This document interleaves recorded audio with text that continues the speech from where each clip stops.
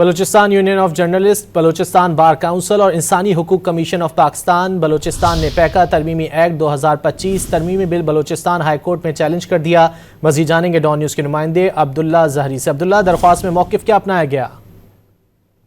Balochistan high court کے registrar office میں Balochistan union of journalist, human rights commission of Pakistan اور Balochistan bar council کی جانب سے ایک مشترکہ پٹیشن دائر کی گئی، جس میں یہ موقف اختیار کیا گیا ہے کہ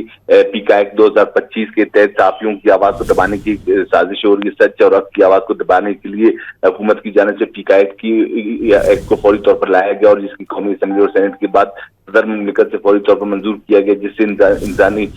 جو آئین کے آرٹیکل 19 کی خلاف ورزی ہے، جس کے فوری طور پر اسے نافذ عمل قرار دینے سے بلوچستان ملک بھر کے جو حق اور آواز سچ کی آواز ہے اسے دبایا جائے گا، جس کے خلاف فوری طور پر